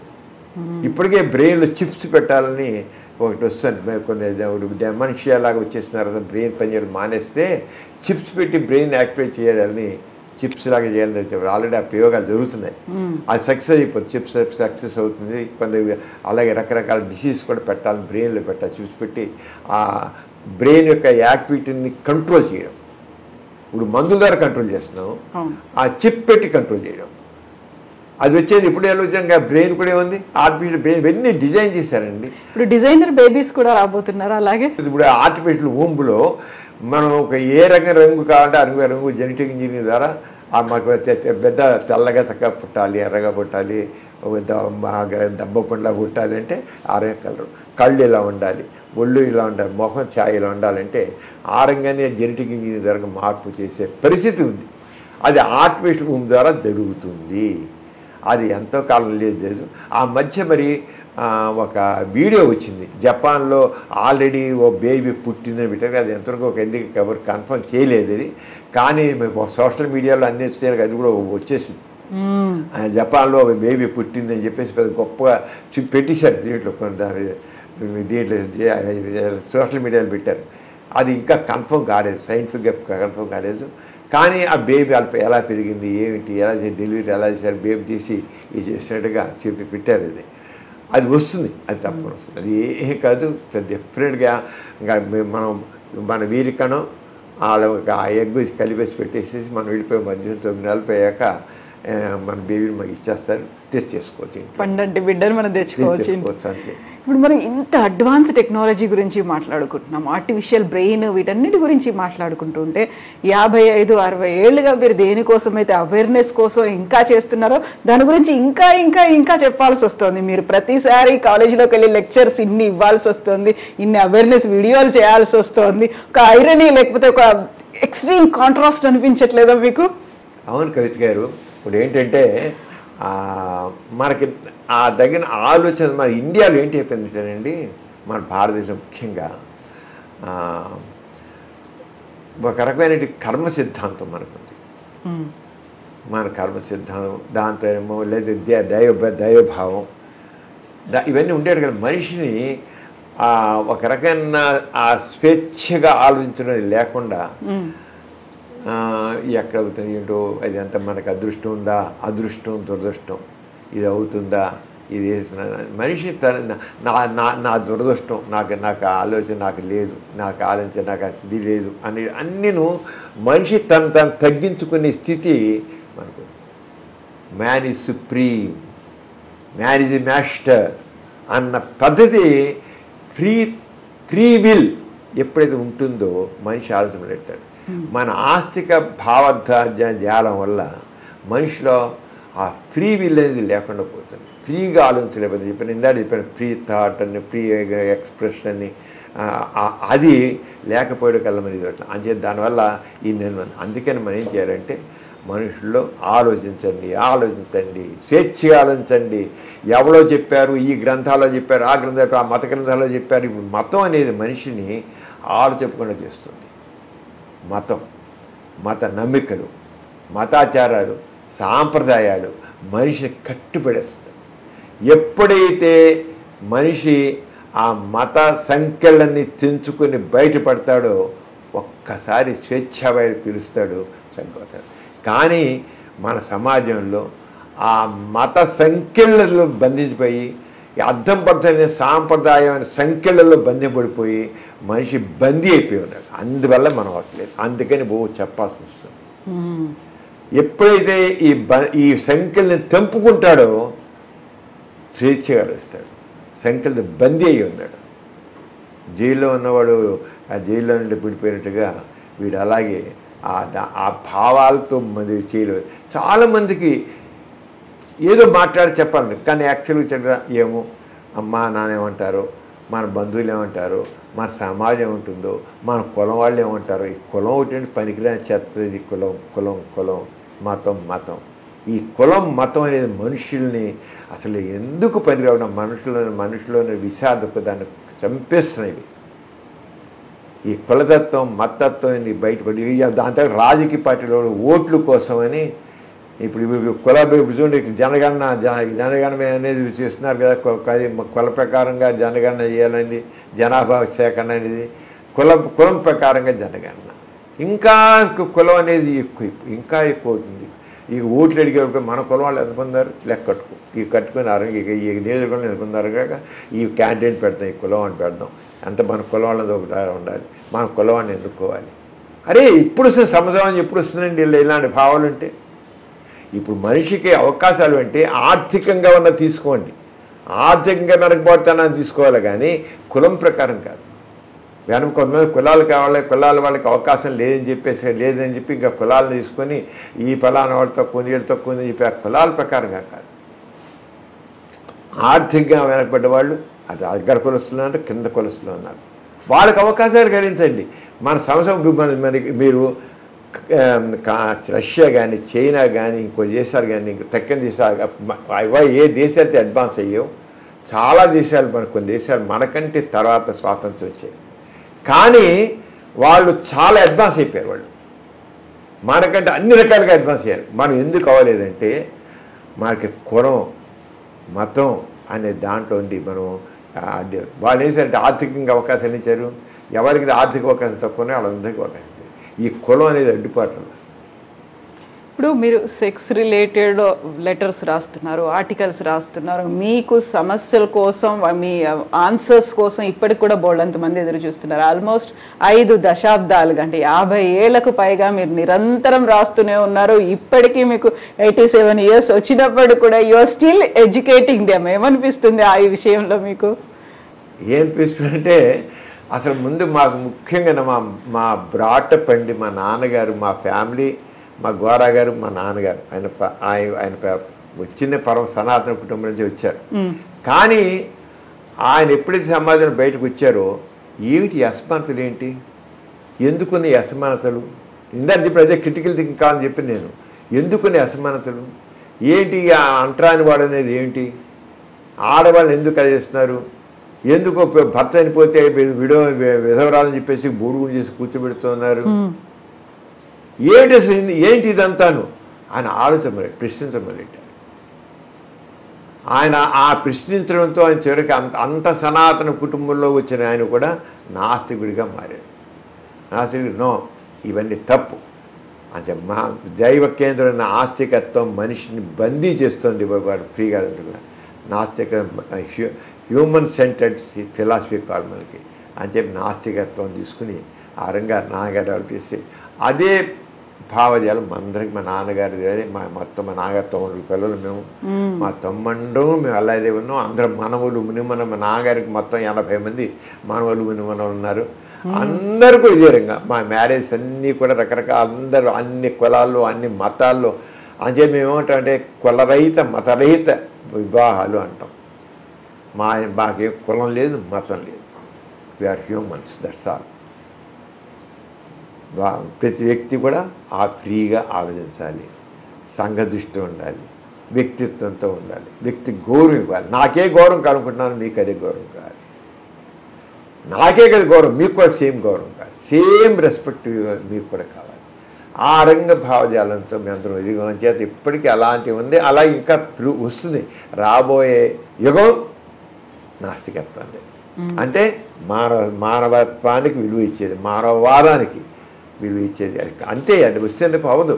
ఇప్పుడు మీరు చాలామంది మన మధ్య జనాభా లెక్కలు తీసుకుంటే ప్రపంచవ్యాప్తంగా తీసుకుంటే 24% మంది మాకే కులం మాకేం మతం లేదు, మాకు దేవుళ్ళ నమ్మకం లేదని ఇచ్చారు. 24% మంది. కానీ తక్కిన వాళ్ళు చెప్పలేదు అంటే వాళ్ళు తటస్థులు పడతారు. ఇప్పుడు మన భారతదేశంలో చాలామంది మీరు దగ్గర చాలా ఫ్రీగా ఉంటారు. వాళ్ళు మా పేరుకి చెప్పుకుంటారు, ఎందుకు లేదు నా పలానా మతం లేండి, మా పలానా కులం లేండి మా అని చెప్తారు. కానీ యాక్చువల్గా మనం వెళ్ళి మాట్లాడితే ఏంటండి వీరికి కులాలు, ఏంటండి అర్థం లేని ఆచారాలు, ఏంటండి అంత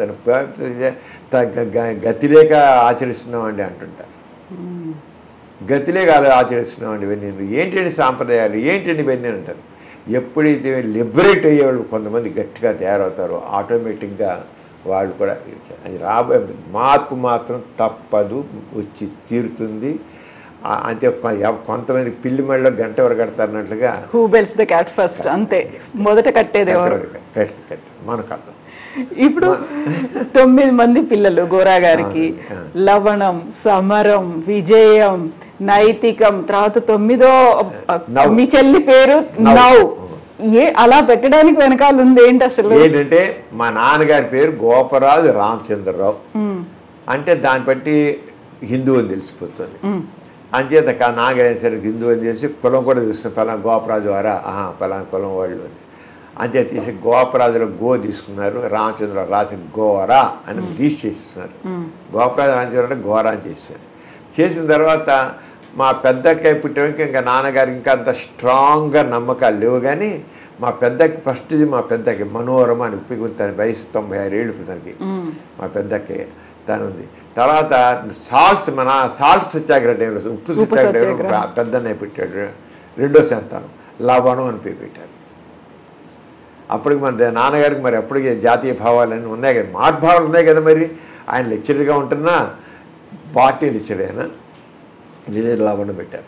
తర్వాత పుట్టిన అమ్మాయి అంటే పేరులో కులం మతం ఉంటుండకూడదు. అంచేత మైత్రి అని పేరు పెట్టారు. గాంధీ ఇన్ఫాక్ట్కి మా అక్కయ్యకి రెండో అక్కయ్య మైత్రి అని పేరు పెట్టారు.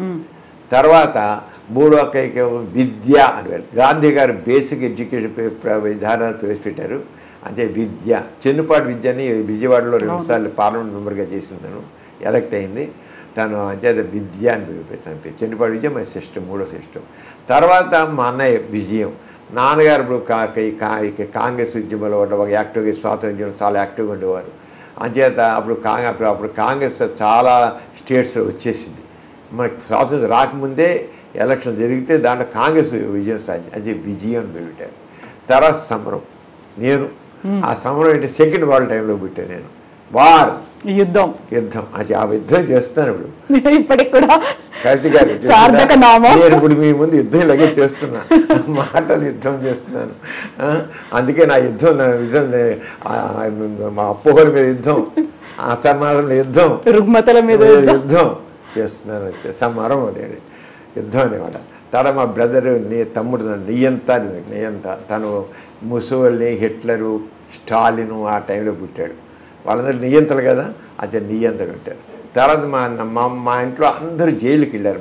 అప్పుడు స్వాతంత్ర్యోద్యమం కోసం అని మా నాన్నగారు వెళ్ళారు, మా అమ్మగారు వెళ్ళారు, మా అక్క వెళ్ళింది, మా అన్నయ్య వెళ్ళారు. అందరూ స్వాతంత్ర్యం కోసం జెండా పట్టుకుని జై హింద్ అంటే జైలు పెట్టేసేవాడు కదా. అలా మా అమ్మని అందరూ జైల్లో పెట్టారు. బాబు బ్యానర్ గారు అందరూ జైల్లో పెట్టారు. ఆ జైలు పెడితే అప్పుడు మా అమ్మ జైల్లో ఉన్నప్పుడు ప్రెగ్నెంట్. జైల్లోనే మా కడుపులో మా చెల్లెలు జైలు బయట రాగానే 4 రోజుల్లోనే పుట్టేసింది. దానికి మారు అని పెట్టారు. స్వాతంత్ర్యం వచ్చే ముందు పుట్టింది. స్వాతంత్ర్యం వస్తూనే ఆల్మోస్ట్ డిసైడ్ అయిపోయింది, మన దేశం లిబరేట్ అయిపోతుంది. అదే మార్పుకి మారు అని పెట్టారు. తర్వాత స్వాతంత్ర్యం వచ్చేసిన తర్వాత మా చెల్లెలు పుట్టింది. చెల్లెలు పుడితే 9వ సంతానం. అంటే నాన్నగారు నవ్ అని పెట్టారు. నవ్ అనేది అన్ని రకాలు పెడతారు. నవ్ అంటే హిందీలో నవ్ అంటే 9, హిందీలో నవ్వు. అదే నవ్ అని NOW అయినట్లయితే నవ్ స్వాతంత్రం వచ్చే మనం ఏంటి, మనకు ఇప్పుడు కర్తవ్యం ఏంటి, మనం ఇంత పోరాటాలు చేసాం దేశం కోసం, ఇంత స్వాతంత్ర్యం కోసం చేసాం. ఇప్పుడు మనం ఇప్పుడు ఏం చేద్దాం, ఎలా చేద్దాం, మన దేశాన్ని ఎలా చేద్దాం అనేది దాంట్లో చేద్దామని ఆ రంగా. అలాగే పిల్లలు మనవల పేర్లు అన్ని రకాల మా దగ్గర అన్ని రకాల మహమ్మద్ పేర్లు ఉన్నాయి, రకరకాలుగా అన్ని రకాలుగా ఉన్నాయి. అన్ని ఎలక్షన్ టైంలో పుడితే చునావ్ అని, సూయిజ్ వారు ఇప్పుడు పుట్టే సూయిజ్ అని, ఇలాగా అలాగే నాన్నగారేమో మంత్రులు ఆడంబరాలు వెన్నాడాలి, ప్రజలతో ఉండాలి. అంతగా ఇప్పుడు మంత్రులు చూడండి ఎంత ఆడంబరాలు ఎందుకు చెప్పండి. వాళ్ళు ప్రజాప్రతినిధులు వాళ్ళు ఎంత ఆడంబరం అంటే అంత మంత్రులకు ఆడంబరాలు పనికిరావు. వాళ్ళకి ఎంత డాబు తప్ప పనికిరాదు. అందరూ సేవకులు. మంత్రి హమారా నౌకర్ హే, మంత్రులు మన నౌకర్లు, ప్రజలు యజమానులు అని చెప్పి నాన్నగారు చాలా చేశారు. ఏంటి ప్రజలు by the people, for the people, of the people democracy అంటే. కానీ డెమోక్రసీలో ప్రజలేమో సేవకులు అయిపోయారు, మంత్రులందరూ యజమానులు కూర్చున్నారు. రివర్స్ అయిపోయింది ప్రజాస్వామ్యం.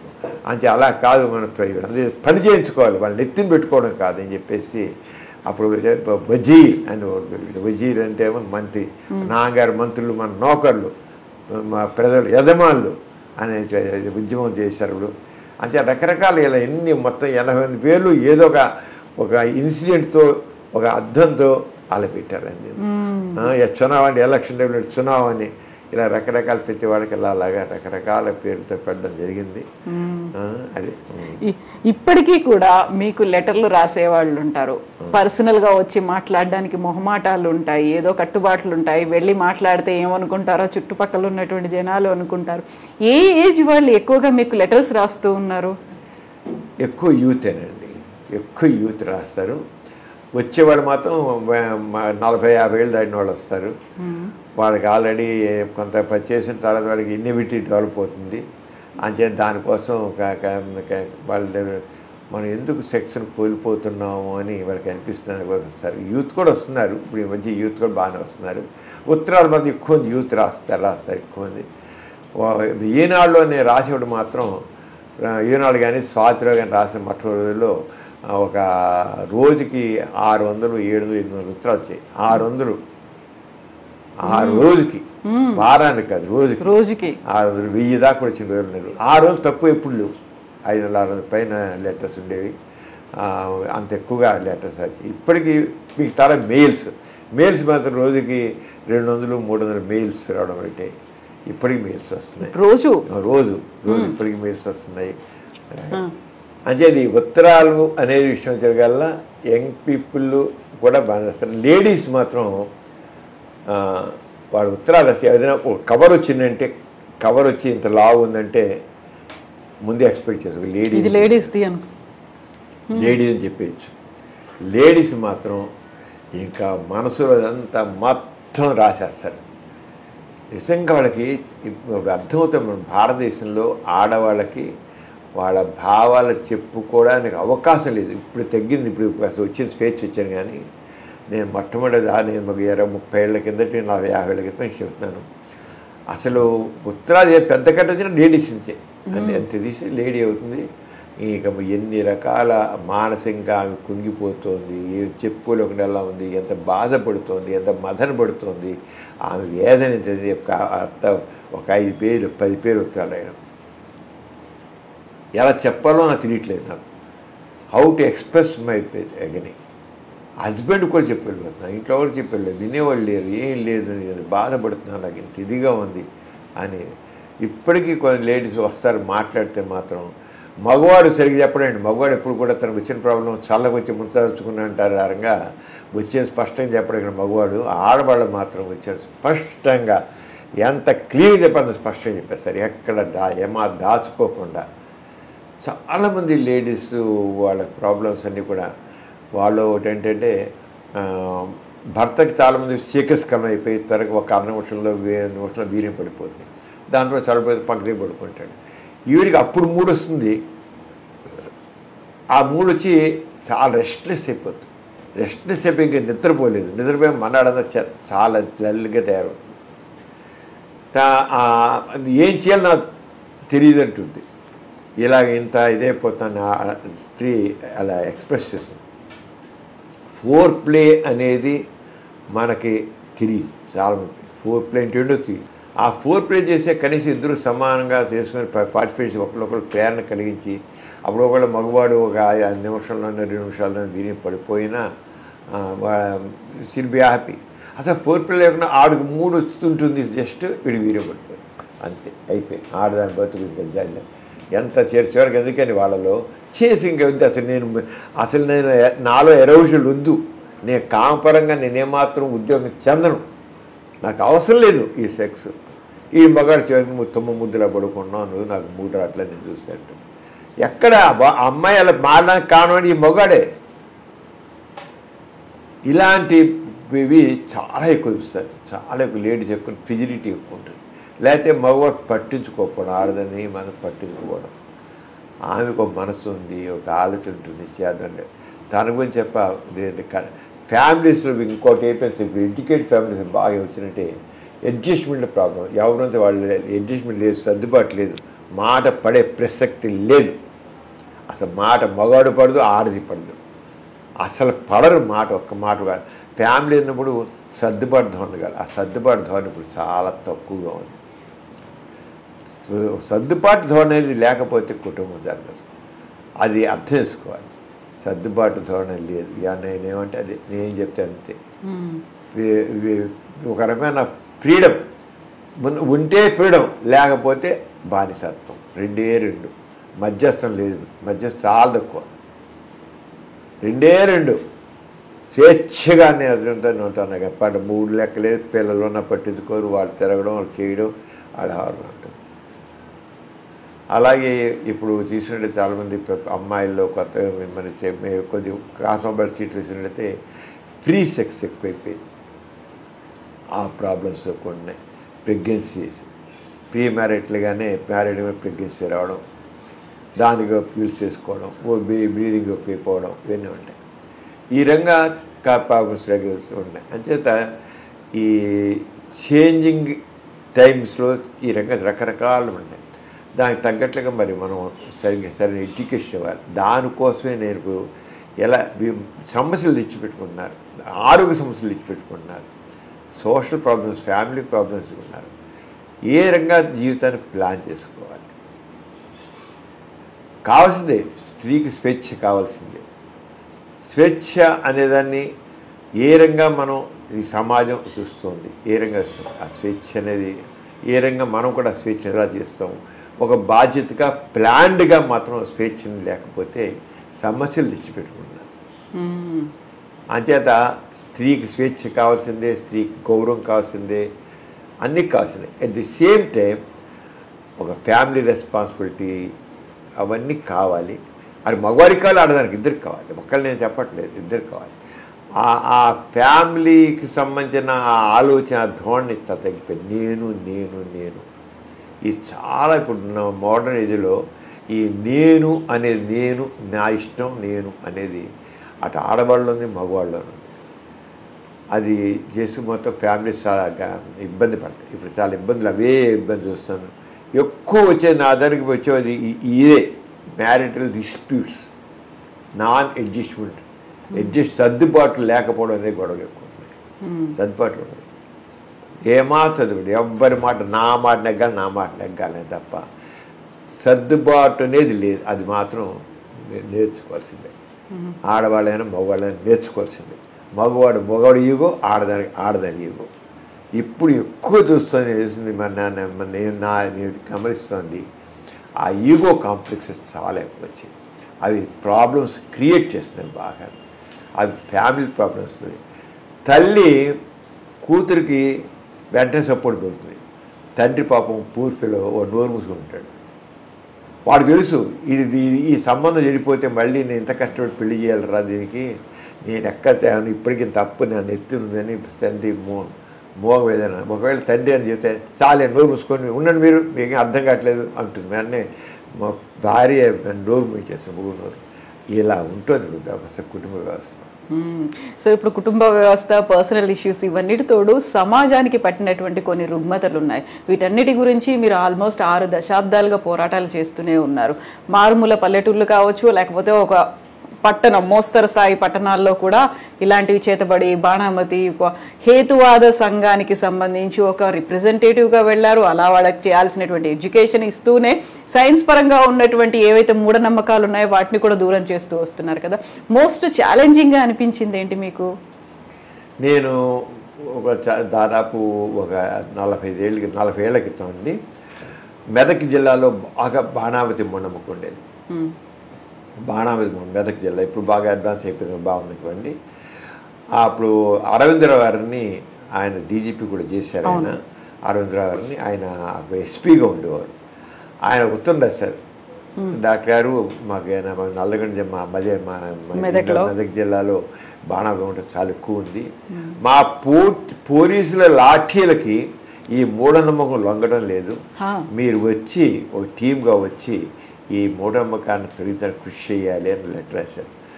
దానికి ఆయన ఏం చేశారంటే ఎస్పీను, జిల్లా కలెక్టరు, తర్వాత జిల్లా మేజిస్ట్రేటు కలిసి ఒక సంఘంగా ఏర్పరిచి మాకు ఎక్స్టెన్సివ్ టూర్ రన్ చేశారు మెదక్ జిల్లా.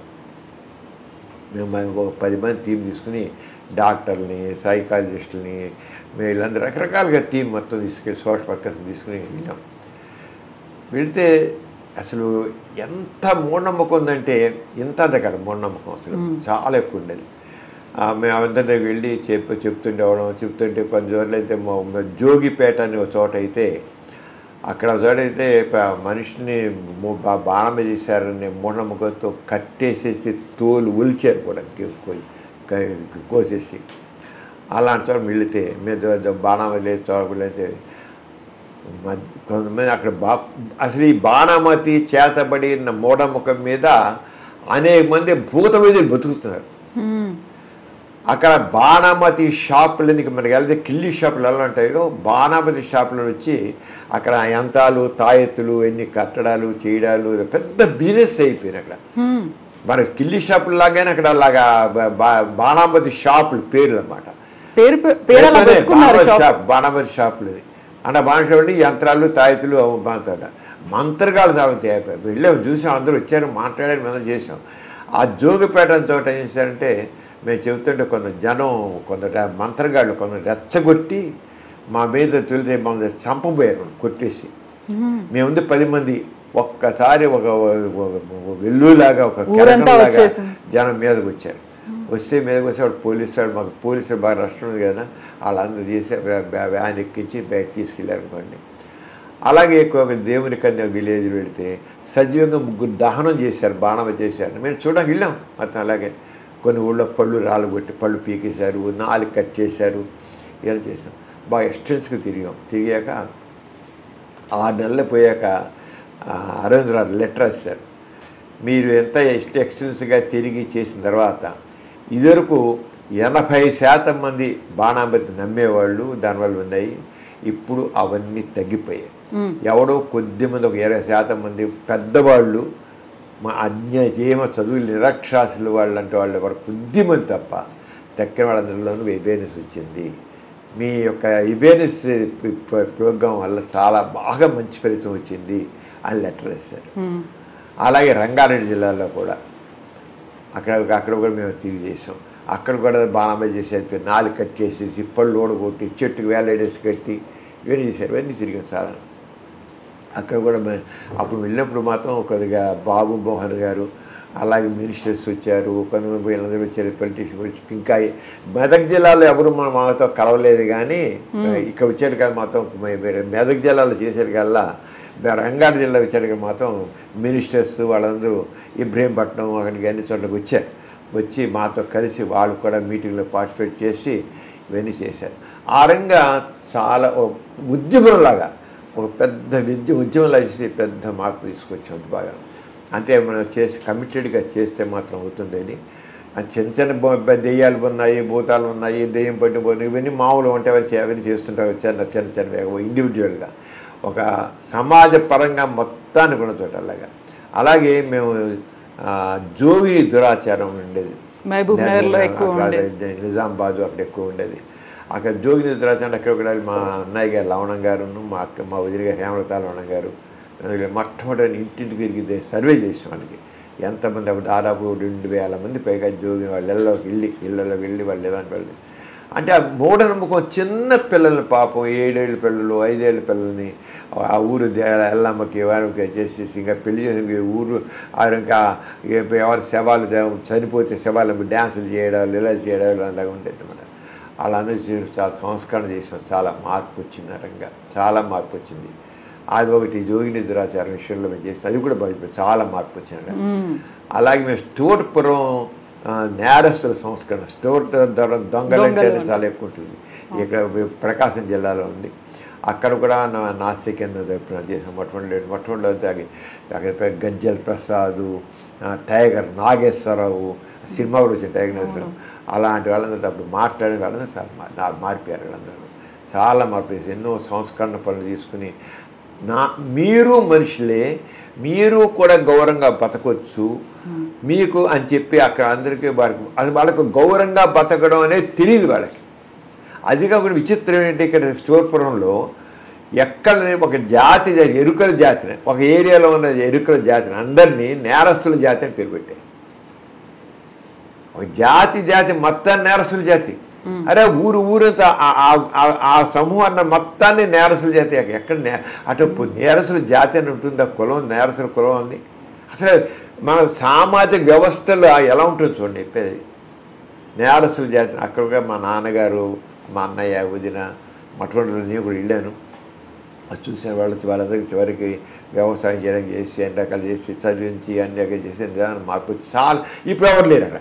ఇప్పుడు ఆ యూనివర్సిటీ అక్కడి నుంచి వచ్చిన ఆవిడే అక్కడ యూనివర్సిటీగా అన్నమయ్య యూనివర్సిటీ దాని యూనివర్సిటీకి ఎవరు వైస్ ఛాన్సలర్గా ఉన్నారు. ఆవిడ వైస్ ఛాన్సలర్ అయింది. ఆ స్టోర్ నుంచి వచ్చినాడు. బ్యాక్గ్రౌండ్ అంటే ఒకటి స్టోర్పురంలో ఉన్న వాళ్ళందరూ నేరస్తులు కాదు, అది గుర్తించాలి. కొద్దిమందే నేరస్తులు. కానీ ప్రభుత్వం ఏం చేసిందంటే వాళ్ళందరూ నేరస్తుల జాతి అని పెట్టింది. చాలా తప్పది. ఆ ఊరంతా నేరస్తుల జాతి ఏంటి అర్థం లేకుండా చేసి దాని తగ్గ వీళ్ళు మెజార్టీ ఆల్మోస్ట్ అయిపోయింది. అంచేది ఇవన్నీ సమాజంలో మనం చూసే దృక్పథంలో అంటే మార్పు ఎలా చేస్తాం, సంస్కరణ అలాంటిది కావాలి. అంచేస్తాం. ఒక్క వ్యక్తితో మనం వదిలేం మొత్తాన్ని. ఇప్పుడు బాబాలు ఉన్నాకోండి, బాబాలు చాలా మంది, కొంతమంది ఆధ్యాత్మికం చెప్పడం వేరే విషయం, కొంతమంది ఆధ్యాత్మికం కాకుండా విభూతులు సృష్టించి ఉంగరా సృష్టించి అంత గాడీలు చెట్టుకులు చేసి మహత్యాలు అంటారు. అసలు ఈ మహత్యాలు అనేవి లేవు. సంథింగ్ ఫ్రమ్ నథింగ్, శూన్యం నుంచి ఏమీ రాదు అనేది మనం ఎడ్యుకేట్ చేయాలి. చేయకుండా ఎవరో కొంత దైవశక్తులు ఉన్నాయి, మహత్యాలు ఉన్నాయని చెప్తుంటే ఇంక అలాగే బాబాలు స్వామీజీలు జనాలను బుడి కొట్టిస్తున్నారు. ఇవన్నీ మేము చాలా ఎక్కువ చేసాం. ఇంత కాదు, ఎన్ని చోట్ల వెళ్ళి అలా తిరిగి ఈ బాబాలు స్వామీజీలు అందరినీ బాగా చాలా ఎక్స్పోజ్ చేస్తుంది. అవి చాలా ఎక్కువ చేశాను. ఒక పక్క డాక్టర్గా, రెండో పక్క సోషల్గా ఇష్యూస్ తీసుకుని చేయడం వల్ల అది చేశాను. కానీ మన ఆలోచన ధోరణిలో మార్పు రావాలి. అందుకని క్రిటికల్ థింకింగ్ అని చెప్పాను. అందుకే మన ఎడ్యుకేషన్లో ఆ క్రిటికల్ థింకింగ్ అనేది చేయడం మనిషిని ఫ్రీ కావాల్సిన సోషల్ అవుట్లోకి తీసుకోవాలి. చదువులో సామాజిక సమస్యలు ఏమున్నాయి, ఎటువంటి సామాజిక సమస్యలు ఉన్నాయి, ఈ దారిద్ర్యం అంటే ఎందుకుంది, ఈ అసమానతలు ఎందుకున్నాయి, అది మాకు తెలియాలండి.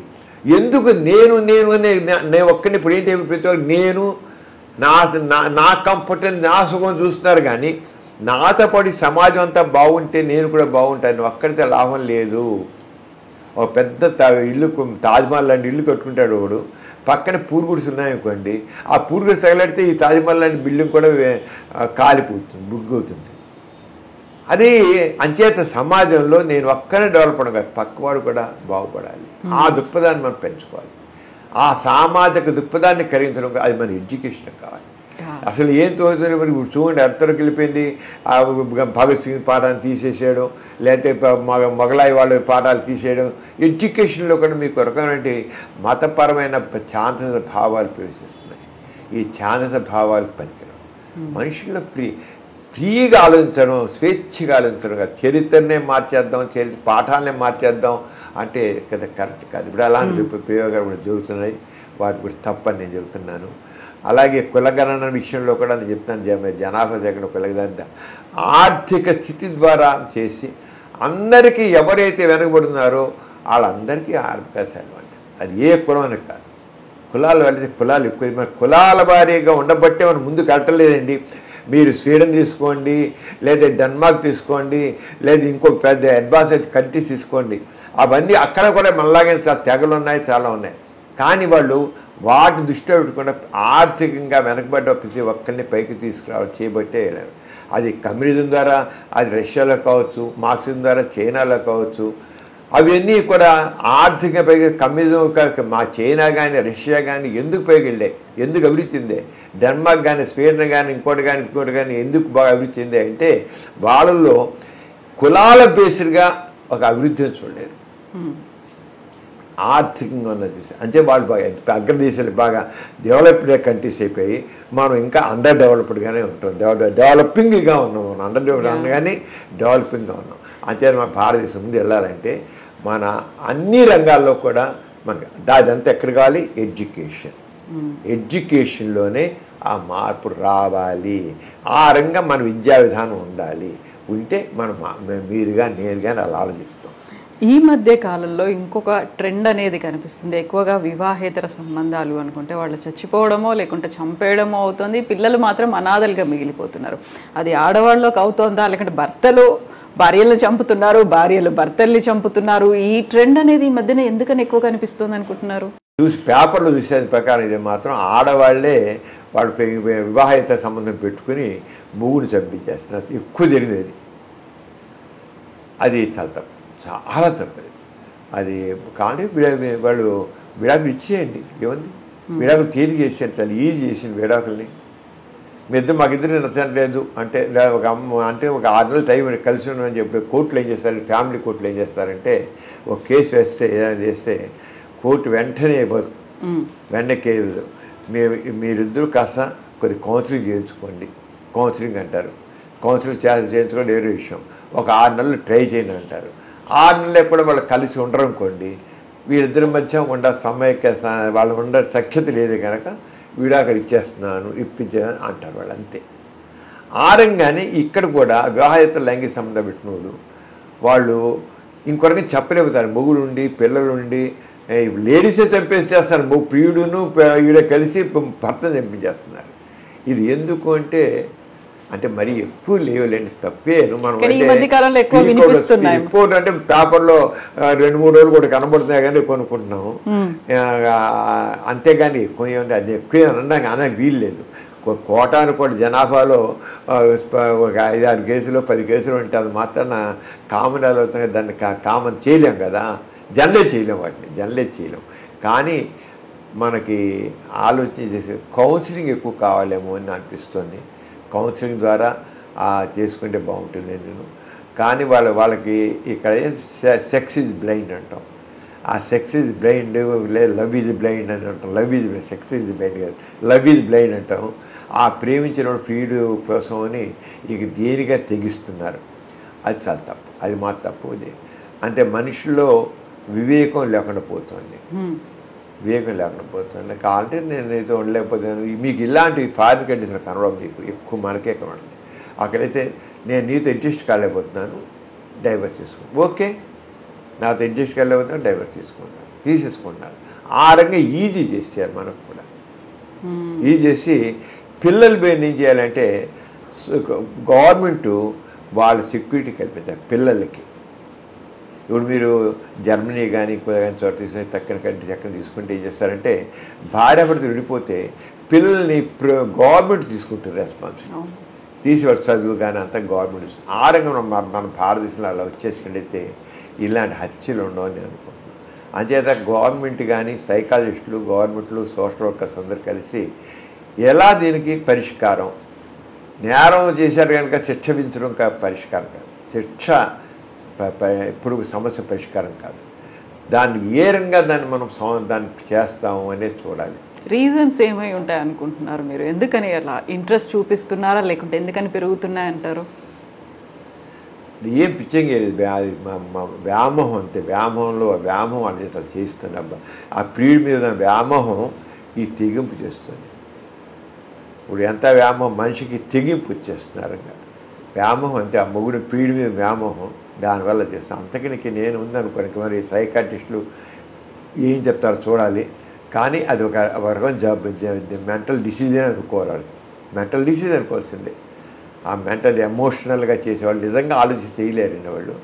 భర్తని అంతకాలం కాపురం చేసి పిల్లలు పుట్టినామే చేస్తుందా, అది అంటే ఒక రకమైన సూసైడ్ చేసేవాళ్ళు ఉన్నారు. సూసైడ్ వాళ్ళు ఒక్క నిమిషం ఆలోచిస్తే సూసైడ్ చేసుకోరు వాళ్ళు. ఒక్క నిమిషం ఆలోచించాలి, అలా వెళ్ళిపోయాడు కలగా ఒకటే ఆ ప్రాసెస్ ఆలోచన జరుగుతుంటుంది సూసైడ్.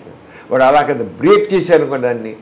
అందుకే సూసైడ్ చేసిన వాళ్ళు ఎవరితో మాట్లాడతారు అనుకోండి, ఫ్రెండ్స్ ఒక్కసారి జస్ట్ వాళ్ళు ఫ్రెండ్కి ఫోన్ చేశారనుకోండి, వాళ్ళు మాట్లాడి చేసుకోరు, వాళ్ళు చేయరు. వాళ్ళు అలా థాట్ ప్రాసెస్ అలా వెళుతుంది, దాన్ని సూసైడ్ చేసుకుంటారు వాళ్ళు. అంచేత మీకు షేర్ చేసుకోవడం అనేది కావాలి ఎప్పుడు కూడా. ఇతరులతో షేర్ చేసుకోవడం అనేది మనకేమైనా బాధ ఉంటే చేసుకోవాలి.